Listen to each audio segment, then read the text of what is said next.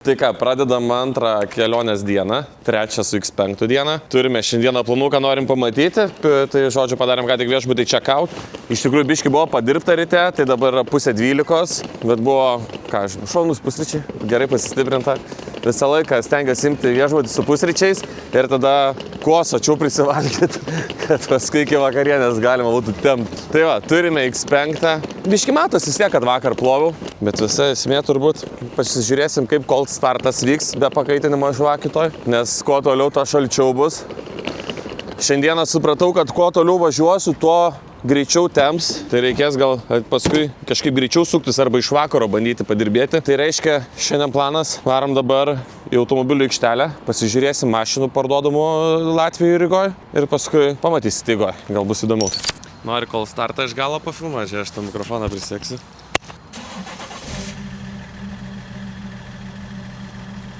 Žiūrėk, ką reiškia tas baltas atsitumas.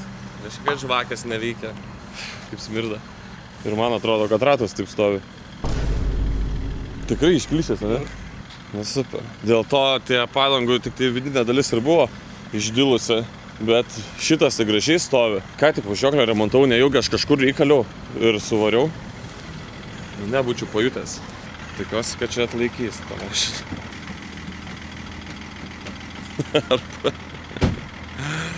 Kodėl taip yra? Kas čia atsitiko? Ai, nu gal ir yra atsakymų, kodėl taip yra. Ir kas čia atsitiko? Taip važiopos. Nėra ką kalti. Čia traukia lauk telefono pakrovėją. Ištraukia su visais ortakiais. Tai ką, važiuosime dabar iki automobilio aikštelės. Gal net čia kas nors pasiūlyt pamainyti mašiną. Būtų įdomu ar ne įdomu vidury kelionės pakeisti automobilį. Svarbu, kad nepriverstų aplinkybės to daryti, kai nebūtų taip, kad tektų kam nors atiduoti į metalą šitą mašiną.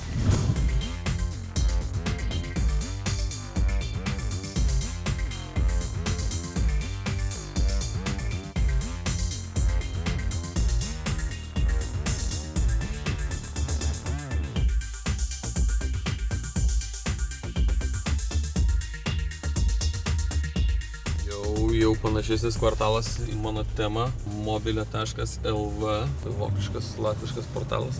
Ten buvo dar viena aikštelė. Žodžiu, čia tokia aikštelė ant aikštelės. Pirikūpų kvartalas. Visur, kur važiuoju, nei vieno daugiabučio nėra renovuota. Kažkaip, jaučiasi, kad čia biškiuką nėra kaip Lietuvoje. Jau šiaip visa Latvija nėra tokia simpatiška, tikrai kaip į Rygą susitvarkius. Bet visur kelias prastas šiandien. Silpno, kaip palyginus prieš Lietuvą tvarkosi jie. Tai nieko, ko aukščiau kilsim, jau Estija tokia labiau skandinaviška, Suomija tuo labiau. Tai tenai žinau tikrai, kad bus viskas ženkliai kokybiškiau ir brangiau.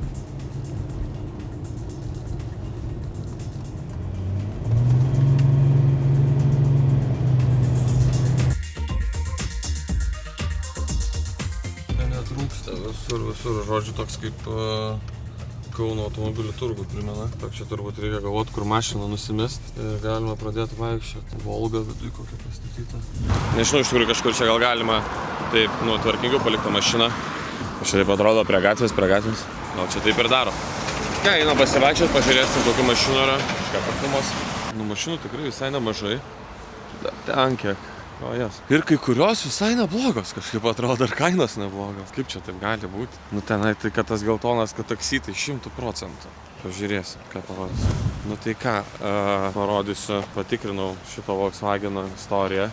Kad čia rida yra nurodyta 288 000 km. Tai CarVertical rodo, kad rida yra klastota. Ir galima matyti, kad klastota labai senai. 2015 metais buvo 453 000 km. Ar paskui atsukta į 285 kažkada. Vairavimo įpročiai mums rodo, kad intensyviai eksploatuotas automobilis buvo pačioje pradžioje po 8000 km per vieną mėnesį važiavo. Paskui po 733. Charakteristika ir komplektacija. O laiko juostai matom, kad pradėjo savo gyvenimo automobilį Švedijoje ir Švedijoje atsivažinėjo pirmus 5 metus. Per juos prisuko virš 400 000 km. Prieš 9 metus atvežė į Latviją ir kai atvežė Cukorida. Ir vis dar po šiai dienai šią sekundę galima matyti tą istoriją. Ir Latvijai irgi nėra šventų. Irgi kažkada bent jau suko tai tikrai, o gal suka ir šiandieną.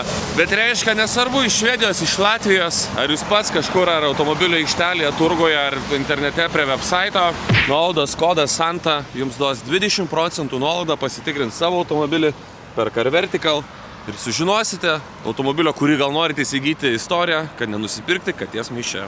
Kilo mano kolegai klausimas, ar eina susišnekėti su latviais lietuviškai. Tai jeigu moki žemaitiškai, žinok eina, nes pas jų labai nemažai yra žemaitiškų žodžių. Tai va, gerai. Ką, mūsų sekantis planas? 333. Ne, sporto kompleks. Važiuosim 333, pusę valandos kelio, gera visa trasa. Neleidžia gaila tenai driftint, bijo, kad sugadins tą trasą. Nu, tai pabūna ten tokių renginukų, bet ten kažkokių didelių varžybų ir treniruočių nelabai šiaip daug vyksta. Labiau saugota vietelė, bet esu tenai kažkada buvęs, kai nuvažiuosim, gal papasakosiu. Nu, tik pajudėjom čia dar BRC visur aikštelės, kaip ir Lietuvoje, čia visur aikštelės, tenai aikštelės, daug tų aikštelių ir faktas daug tų automobilių iš visur atvežtų ir dėja nemažai tų pardavėjų bando užsidirbti tais metodais, kad atsuka rida. Iš tikrųjų, čia tokiais, sakyčiau, paprasčiausiais metodais. Aš esu daug kartų kartojęs ir pasakysiu ir šitose epizoduose, kuo piečiau Europoje, nuo mūsų, bet ten, pavyzdžiui, ta pati Vokietija, Prancūzija, Italija, ir žodžiu, visur į tą pusę važiuojant, ten visur mašinos yra brangesnės negu Lietuvoje. Tai negu Latvijai lygiai taip pat šiuo atveju, ne? Bet taip yra dėl to, ten yra aukštesnis pragyvenimo lygis. Tai reiškia, jeigu automobilis nuvažiuoja daug kilometrų, jie važiuoja daug kilometrų, pas jų didesnė šalis, didesni atstumai, tai tenai prisuka daug ridos. Tai kai suvažinėja daug ridos, automobilį būna parduoda už žemesnę rinkos kainą. Tada verta nupirkti, o būna parsiveža mūsų pirikupai, atsuka ridą ir pardavinėja. Bet kai atsuka į tokią ridą, aš net esu daręs pavyzdinių video tenai prie 220 000 kilometrų, ką tik atvežtas rašo automobilis iš Vokietijos ant vokiškų numerių. Toks automobilis Vokietijoje kainuoja 3000 eurų brangiau negu Lietuvoje. Tai taip, tiesiog tai yra dėl to, kad yra atsukta rida, o jeigu žiūri pagal tikrą ridą, 500 000 buvo, pamenu, tikra rida, tai tada toks automobilis kainuoja porą tūkstančių eurų pigiau negu Lietuvoje. Pas jų skelbime. Tai tokia yra paslaptis. Bet yra ir, sakyčiau, kas nėra labai blogai, tai kad pas visose tose šalyse, kur aukštesnis tas pragyvenimo lygis, yra labai brangus remontas. Brangesnė darbo jėga. Tai reiškia, tenai po kažkokios nedidelės avarijos, kai automobilis tikrai nėra labai stipriai sugadintas, tenai būna ganėtinai stipriai, nuvertina jį, nurašo, arba labai ten gerą tą kainą tikrai gali nusipirkti, parsivežti į Lietuvą, kur kas pigiau suremontuoti. O Lietuvoje tikrai turim gerų meistrų, remontuoja gerai. Ir jeigu ten viską gražiai, kokybiškai, originaliom dalim sukrausi, tai tada tikrai turėsi gerą automobilį. Čia mano nuomonė, atsiminkit, mano nuomonė. Tai aš manau, kad o tokie pirikupai nieko baisaus, čia viskas gerai, gerą darbą daro. Iš tikrųjų, jie netgi galėtų daryti, ką dažnu atveju darau ir aš, kai tvarkingai gerai suremontuoju automobilį, kokybiškai, tai veži tą automobilį atgal į Vokietiją. Nes į Vokietiją nuvežti į tą pusę kainuoja traliukas tik 300 eurų, o ten parduoti gali ženkliai brangiau. Nu, bet kažkas pasirenka, pavyzdžiui, prekiauti Lietuvoje ir pardavinėja tikrai normalias mašinas. Tai blogis yra didžiausias suktas ridos, o tvarkingai sutvarkytos žalos yra valio. Gerai, skambina. Moraliuką tokį papasakojau, ne? Nemažą. Posūkio vos nepralėkiau. Nauji stabčiai. Lėta. Jau dabar reikia palaužyti, bent jau gal geriau nelaužyti, norėjau sakyti, pasidžiaugtos 2000 km, bet gal geriau nereikia. Ne, iš tikrųjų kažkaip neturiu aš tokį įpračio, kad ten, žinai, padrožti dar biškį prieš pardavimą. Gal kad daug tų mašinų, pats savo turiu ką drožti, žinai. O kaip dėžė susmugiavo. Dabar supratau, kad navigacija tai sustojus. Toli nesusiektų, visą laik tiesiai. 4 days later. Dar ties. Kelio ženklas jau rodo kairį į Taliną, tai visai ir gerai. Kaunas, tai dešinę Kaunas. Kodėl iš visur yra ženklai Kauną? Kas nors žinot? Nes lygiai taip pat iš Varšuvos, kai važiuoji, pro Lenkiją, kai važiuoji, ženklai į Lietuvą, tai yra tiesiog Kaunas ir LT dadėtas ženklinimas. Iš Latvijos irgi Kauno yra. Ar Kaunas toks įgaunas kaip ir taip didelis miestas Lietuvos centre, gal dėl to? Keista kažkaip, kad nei Vilnių, nei sostinė rašo. Nors, man kaip ir primtiniau tas Kaunas. Aš ten daugiausiai pragyvenau. Nu ką, atvykom sporto kompleks. 333.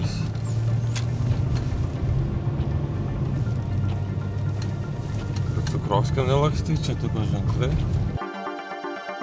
Šaudimo centras. Žodžiu, tokia erdvė kažkokia, kur triukšmauti turbūt galima, kas visai fainai. Jeigu nieks neprisikabina. Lembu, čia visai rimtai taip atrodo. Koks geras kalnas off-road. Kai galvoju, jeigu su X5, tai netoli ir tralui paskui vežti Lietuvą nuo čia, ne? Čia Porsche off-road, blemba, nu mes nesu Porsche. Na, bet būtų smagu gal čia pralėti. Kaip į ten tą važiuoti, tai nežinau, nenorėčiau. Nes mašinai sėdint, manau, kad žiauriai nejauk. O aš esu buvęs šitoj trasoj. Čia visas kompleksas toks fainas. Čia tokia kaip karto, siauresnė, ten platesnė. Čia viskas taip kokybiškai. Ir čia ir bariukas yra. Žodžiu, visko čia yra. Jokios gyvasties niekas nevažiuoja. Gal bandom kaip nors paderinti, kad mes čia kažką filmuojam ir leistų ratu važiuoti trasą? Davai, pabandom. Okay, so you can purchase a 10-minute session for 10 euros, and then you can drive. 10 minučių, 10 eurų. Ok, let's do it. Nu, 10 eurų susimoki, 10 minučių gauni. Pažiūrėkit čia kokios gražios. Kaip gražiai čia viskas atrodo. Ir kokybiškai. Nu, va, to įsinamosim šalmus dar. Ir prasuksime 10 minučių duos. O čia per 10 minučių bet kur galima važiuoti? Paklausk, galima pabandyti tą off-roadą važiuoti? Off-road, I think yes, if you can. Ah, yeah, you have a car, yeah. Labai gerai. Labai gerai. Nu ką, šokam į bolidą. Su šalmais jau. Net nepaėmė papildomas nuomas, tiesiog davė šalmus. 10 euriukų išleista. Manau, kad super išleista. Ir svarbiausia, kad pro tą off-roadą leis važiuoti. Nu čia taip gerai pasisekė. Bet pirmą pravažiuosiu per asfaltą, nes galvoju, reikia neišterlioti tos geros dangos. Po to off-roado tokio gali būti purvina. Tai galite įsivaizduoti, kaip čia viskas atrodo, kai važiuoji ne su X5 senu starto vietos. Bet čia tokios kartinginės vietos atrodo labiau. Starto linija. Čia startuoji. Čia yra trumpesnis ratas, mes jį ir lėkėme. Čia gal uždėti tie kugelį, kad taip ir daryti.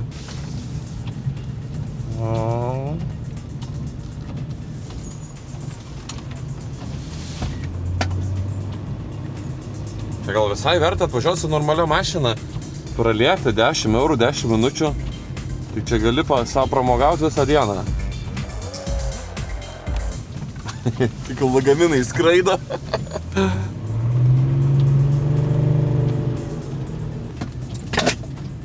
Bam. O, čia kažkas buvo nusirašęs. Čia vandens telkinys didelis. Per pylimą išskridai ir viskas. Niurka. Aišku, su viena ranka taip liek per trasą, tai nesąmonės, bet nu.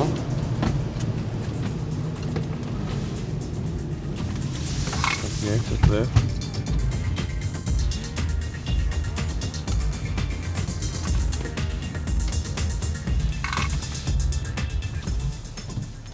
Nu, nice. Ką, nu, pakelsiu droniuką, duosiu parvažiuot operatoriui.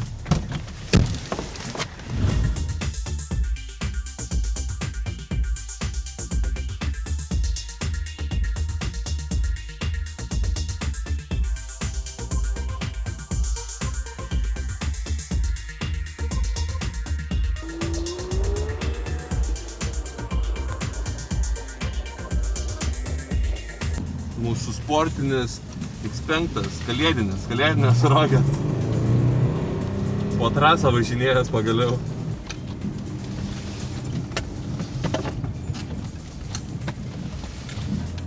Važiuok čia. Ir čia yra kelias kažkoks, žiūrėk, toksai pusiau pasitestuoti.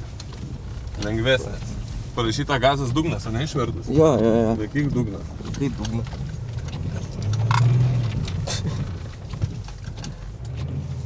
Easy. Gerai. Geras, žiūrėk, daro veiko trasą, čia visas, dalekai fainai. Dabar reikėtų mum apsisukti ir varyti patį viršų, ne?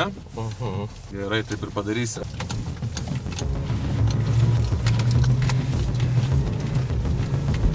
Antipraslydimą tai galėjau įsijungti, aišku, prieš tai. Dabar nežinau, kaip čia baigsis.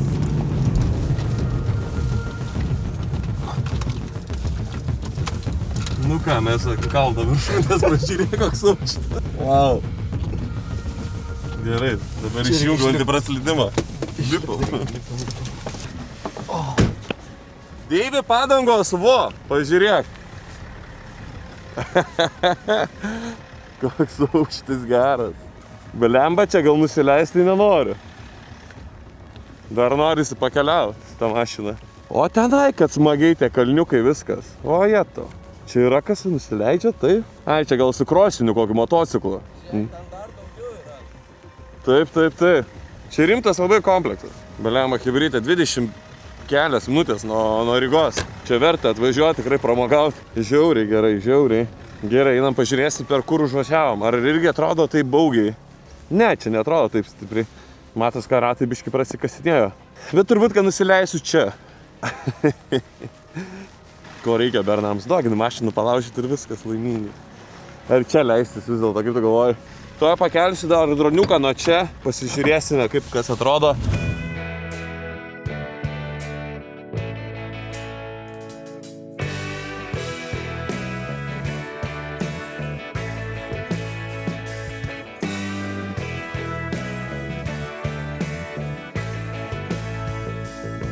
Jau diena užskaityta. Jau smagu. Įjungiau antipraslydimą. Aš pamačiau, kad čia dar vienas yra kelias nusileisti. Tik čia žiauri prasta pradžia. Jos nėra tas. Kaip man ją pasiekti? Aha.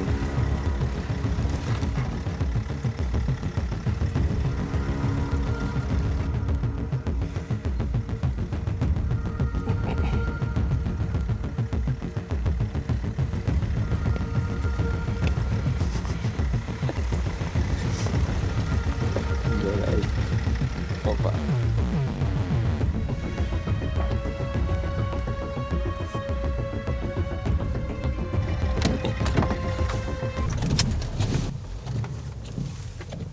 Safety first.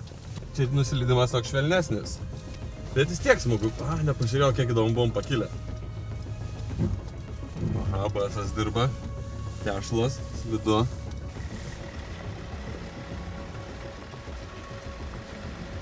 Čia dabar nusileist. Aš nematau kelio. Ai va, gal matau, ne.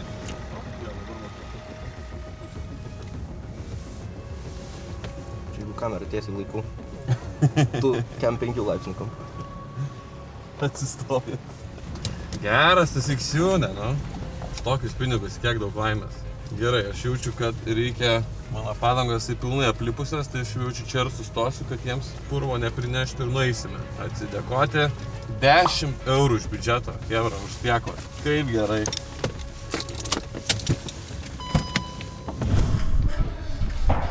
Nu ką, pasikultūrinom savotiškai dabar, pagal tai, kaip mes mėgstam. Kaip gerai tas viksas atrodo su ta plėvele. Tie raudoni lipdukai, atrodo raudonas stiklas. Bet žodžiu, ką, važiuojame toliau. Yra čia visai netoli, tokia pilis ant tokio įdomaus šlaito, žodžiu, varom pažiūrėsim.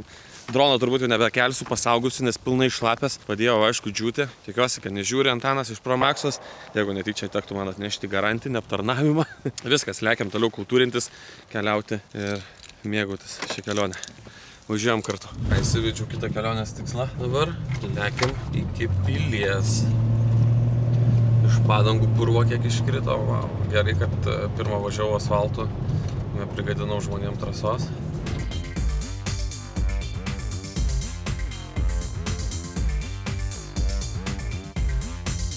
Ir atsirado kažkoks pašalinis garsas. Ir labai nekoks.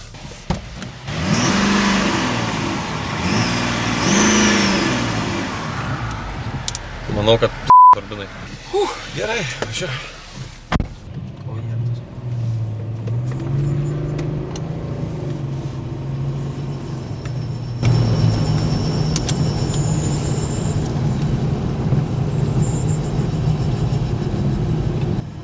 Stabdžių. Va, stabdžius primenu ir nebėra. Tiesiog stabdžių diską įkrito akmenukų. Viskas. Gerai. Šiaip švilpės savo. Turbina kaip visą laiką, kaip buvo tokia brokoto garso, taip ir yra. Galvoju, kad jau teks remontuoti. Bet čia neženklas, kad neteks. Bet gerai, nieko gal baisaus. Nu, būtų gerai nesugesti. Būtų daug smagiau be gedimo. Priminė man Rokas, kaip esu sakęs, kai atrodo realybė, kai važiuoji su BMW į trasą. Tai reikia savaitę remontuoti, pasiruošti tam išvažiavimui. Tada pavažiuoji ten trasoji vieną dieną. Jeigu nesulūžo niekas, tai labai gerai grįžti į garažą ir tiesiog savaitę laiko remontuoji pasekmes to, kad pasivažinėjai. Kartais būna ir net nepabaigi važiuoti ir sugendi tiesiog trasoje. Tai va, taip savo smagiai ir leidi laiką, kai nori pasportuoti su BMW. Kaip su sena tarybinė technika būdavo, savaitę reguliuoji įžo karburatorių, tada pusdienį važiuoji, paskui vėl savaitę ten grupę perrinki, remontuoji.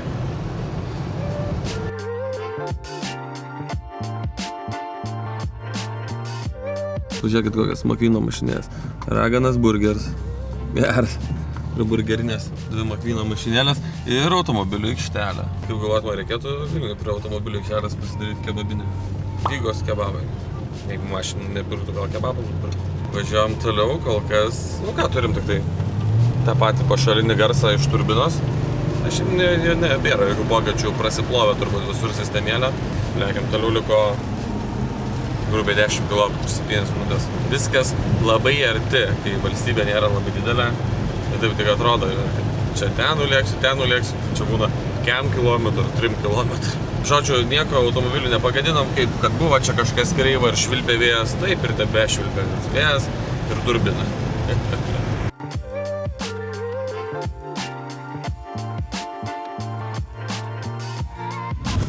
Bet va, esmė toks skardis, slengstis ir pilis. Turaidos. O, ar dovanų yra? Kaip kadriukas. Čiukšt. Nepasiėmė studento pažymėjimą? Vėl prie eglės. Mašiną ten palikom aikštelį. Pakvietė ateiti nusipirkti bilietų. Hello. Tai parodysiu, kur mes esam. Čia esam, čia ateisim. Ir pasiūk, čia yra tų pilių.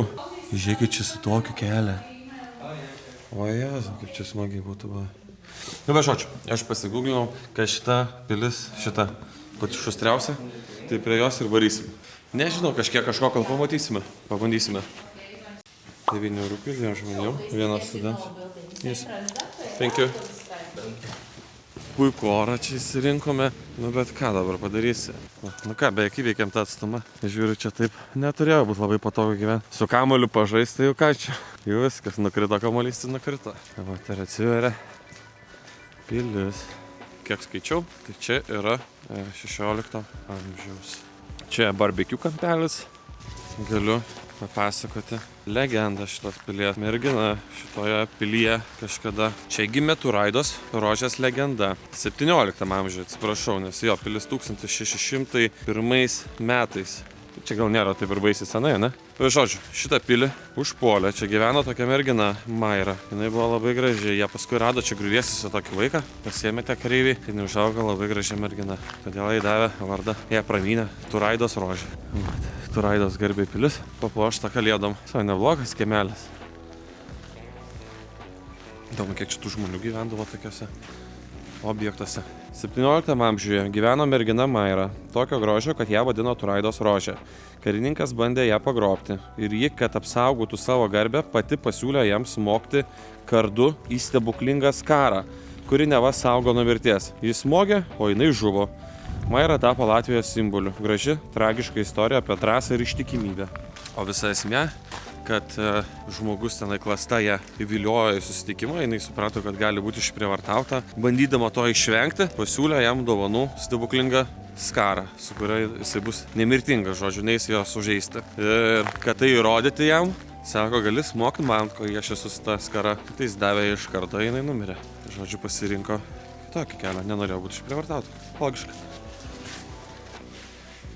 Čia matau gyvulių kaulų.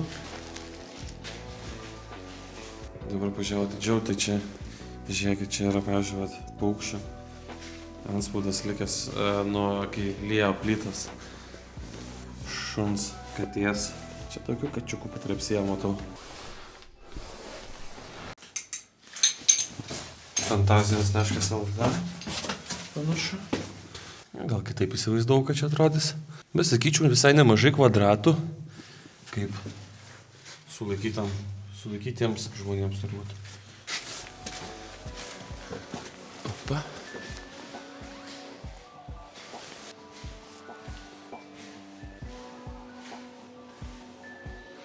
Gražiai atrodo.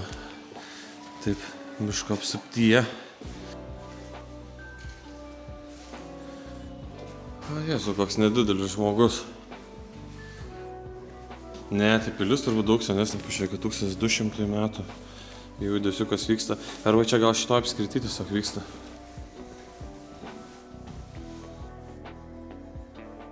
Nu ką, kviečia eiti viršų. Aš kvietimus linkęs priimti. Dar kviesi viršų, gerai. Geras seni kažkie rankraščiai. O geras, tokie kaip pas mus šiais laikais. Šitas jau geras. Nu ką, ar liko paskutinės duris neatidarytas? Ai, nu čia jau atidarytas. Tik tai matau, kad trūksta mano naparniko.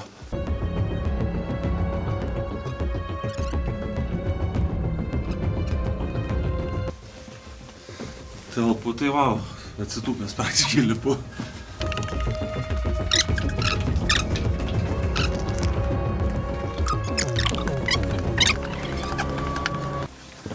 Nu va. O, kiek čia daug vėjo. O, ar mano minėta upė, kaip fukšt, susisuka.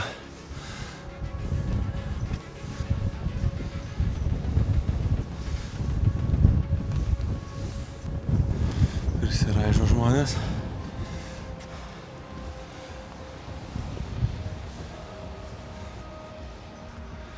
Gerai atrodo, ten kažkoks švyturys atrodo. King of the Castle. Galėsime leisti žemyn. Tai aplankėm pilį, šitam, kad mama mane sakytų, kad vien tik su tom mašinom lakstau. Dar kažką vat ir pamatau. Galima turiu varyti mašiną lakstyti. Kol kas tiek, einam į mašiną. Ėjom prie mūsų bolido. Įsivedžiau kitas koordinatės, kur važiuojam. Tai laukia biškį virš valandos kelio. Ir bus paskutinis miestelis prieš įvažiuojant į Estiją. Gero kelio.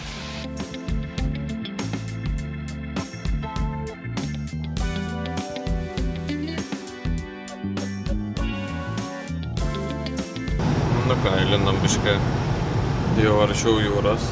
Visas mėlynas regionas, plotas, tiksliau yra jūra. O mes judame toliau. Dabar taip po jūrą ir turėtume ir nuvykti. Šalia mano šturmanas miega, o Vyga vairuoja.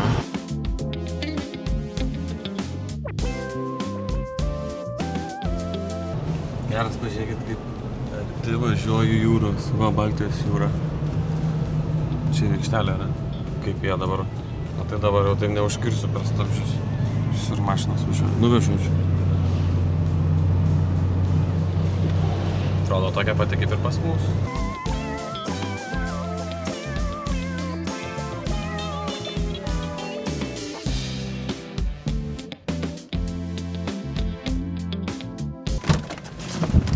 O, esu koks jės. Na, kažką čia tinklus meta, man atrodo. Ten dar matau, ten turbūt įsileido, vat. Čia tą laivelį, čia gal brakonieriauja. Nes savo vėliavėlės, cak. Nu varom, pažiūrėsim, greitai. Striukės nesidėjau, aparatorių palieku, visėtis.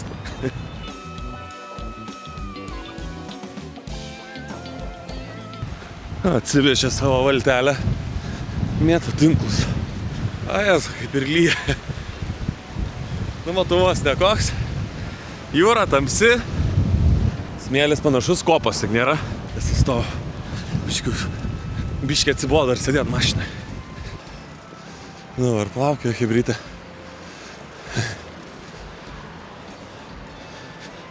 Tai va, toks įstojimas visai šiam netoli tikslą esam. Čia, man atrodo, gal koks 2 kilų arba 2 minučių. Tai pažiūrėsim. Bet prie jūros vis tiek oras biškį prastėja. Vėjas stiprėja, drėgmės daugiau. Klijau lipdukus. Specialiai ant murzinos mašinos, galvoju, kad lengviau paskui nusiklijos žmonėm. Tai nusiklijuoja biškį anksčiau laiko metu. Paskutiniai Latvijos miesteliai, Temo, net 4 nėra. Nu, bet reikia suprasti, kad kuo aukščiau važiuoju, tuo mažiau tos dienos šviesos bus, nes žiūrėjau, kad Laplandijoje tai 2 valandas per dieną būna maždaug tokia prietema, o šį visai tamsa. Pažiūrėsim. Čia tiesa, netiesa rašė internetas. Dabar važiuojam dar per kažkokią upę. Salaca. Visai plati atrodo, ne? Ir dideli laivai, išėję tiesiai išėjimas į jūrą.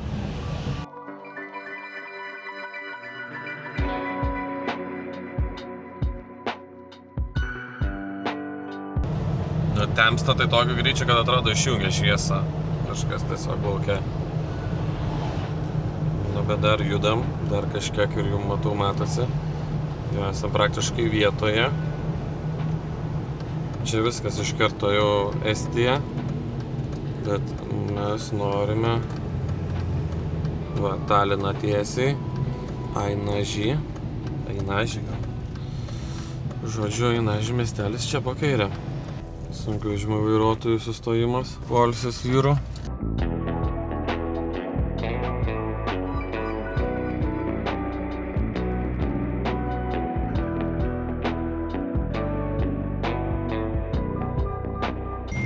Čia tas švyturys. Turbūt. Va, mirksi švyturys. Čia jį kaip tokią rimtumo objektą man rodė. Numirks. Gal ar matosi, nu čia jisai jūroje. Toks biški nusivylimas lengvas.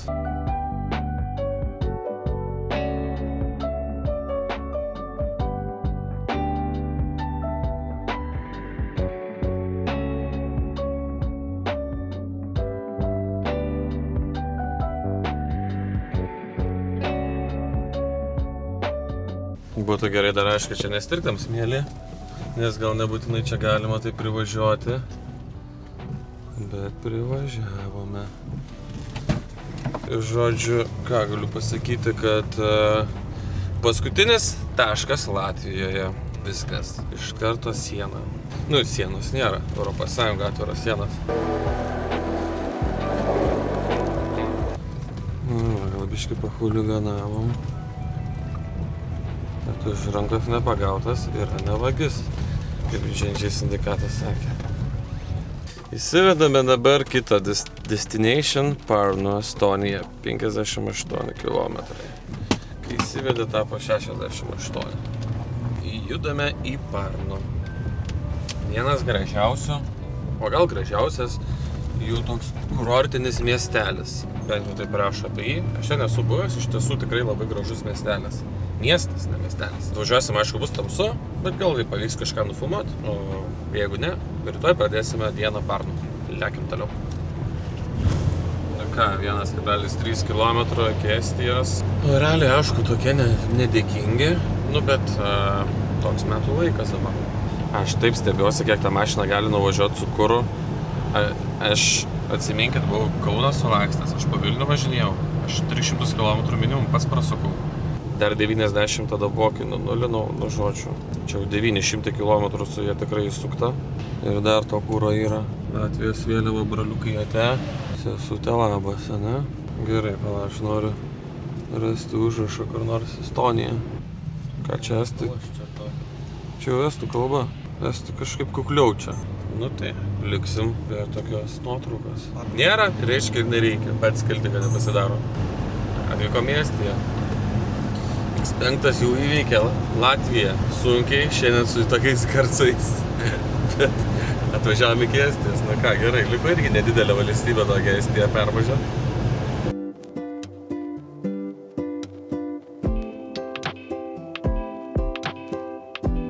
Pagaliau kuro lemputė užsidegė, aš galvojau, kad jinai gal neveikia. Dar 136 km range. Nu, žodžiu, trasoje važiuoti neadekvačiai mažai ir jau kur aš nepamenu, kada tokią mašiną kilomišką suvaravęs. Kiek aš 900 km variau. Ir dar virš 100 galima. Vau, kaip gerai tas 3 dyzelis. Aplamai kaip gerai dyzelis, senai su dyzeliu važiavau. 8 km gali važiuoti.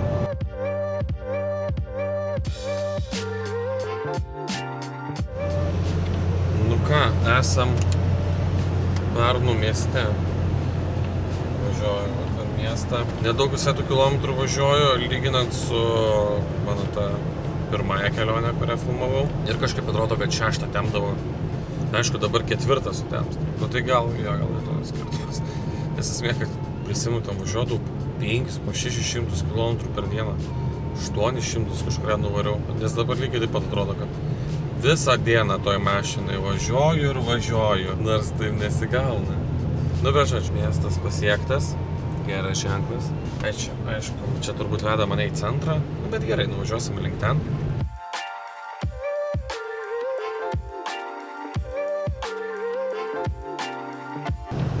Kažkokia upė. Irgi tokia plati visai atrodo. Pamatysime čia dieną detaliau.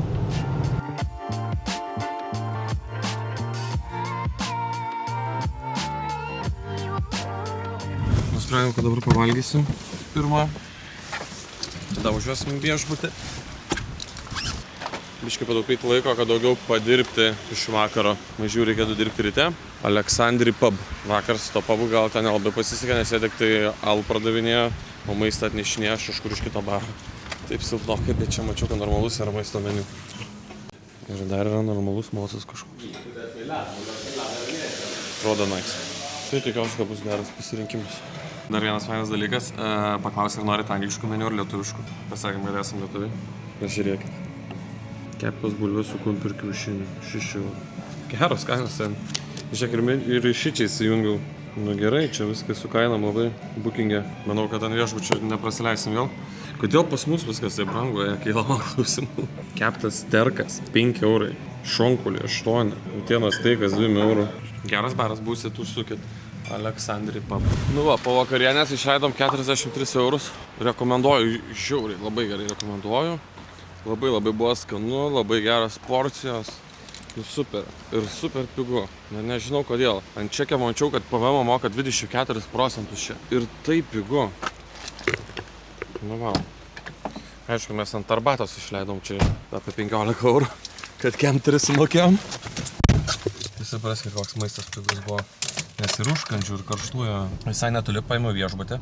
Bet visiškai jūros kranto sumokėjau 53 eurus. Irgi superinis, labai geri atsiliepimai. Su pusryčiais, labai geri pusryčiai. Visi viešbučiai tikrai irgi nebrangus. Jo netgi biški pigesni negu Rygoje. Nudžiugina kol kas. Labai tikiuosi, kad tai bus ir Suomijoje. Visur, kur važiuoju, būtų pigiau negu Lietuvoje. Būtų taip gerai. Nu žodžiu, visur miestas pasipuošęs. Pravažiavom pro miesto eglę. Eglė gal netokia įspūdinga, gal čia tiek žmonės neapsikrauna kaip pas mus Lietuvoje, kad reikia matuotis ir stengtis ir 100 000 išleisti. Bet gal ir gerai. Bet gal dėl to, pavyzdžiui, čia yra pigiau viso.